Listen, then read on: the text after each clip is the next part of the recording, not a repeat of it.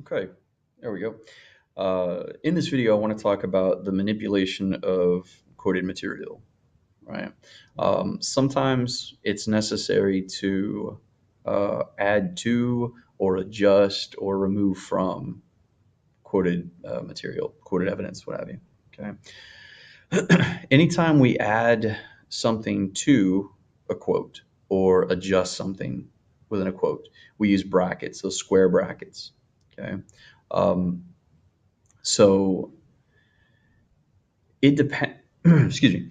It depends on some professors that you have, some teachers that you have will insist that you kind of leave things as is.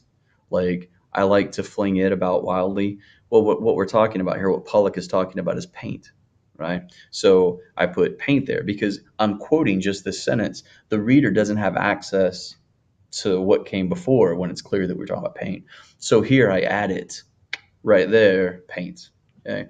Now, I when I write, I don't, and when I get your writing, I don't require that because for me, the fluidity is very important, right? So I like to fling paint about wildly. So in that case, I've replaced the it completely with the bracketed material, but that lets the reader know that I have adjusted that. If I, because it's dishonest to make a change to what someone else said without acknowledging that change, without marking that change. Okay. Um, so, here's an example before, right? In a previous video, I mentioned Kim insisting that I killed her love of the English language. Um, and that was what she said. She said, you've killed my love of the English language. So after I had taught Kim the mechanics of the English language, she said that I killed her love for it, and then I have it there instead of um, English language, right? And in truth, I realize now that her should be also in brackets because she said my love, right? And I'm saying her love, so that would also need to be there, right? Okay, so for additions or adjustments, brackets. Now, if we take something out of, okay, then what we need to do is use the ellipses, the dot, dot, dot, or if it's at the end of a sentence, the dot, dot, dot, and then dot. Okay.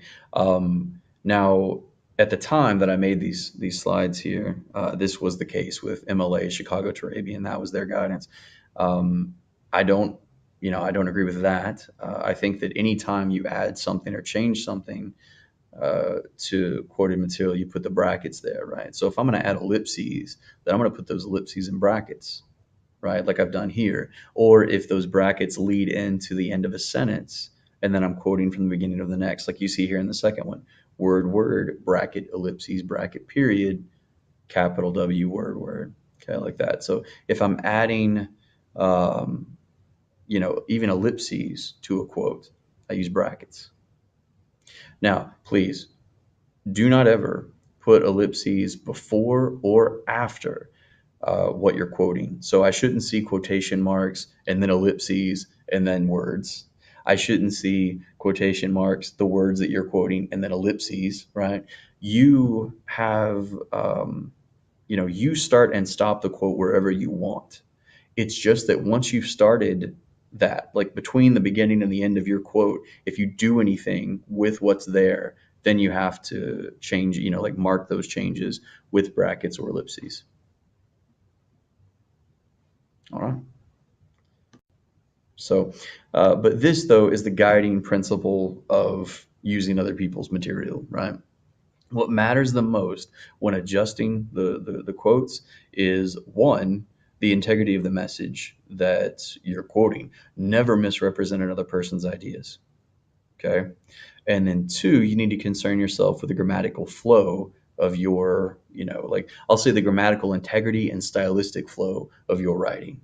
So you take someone else's words and you put them into your writing, but you work it in so it's seamless. So if you were reading the material aloud, no one would really know when you went into their words and then back into yours and so forth. Okay. Um, but you never violate, like what you never misrepresent what you're quoting. All right, there we go.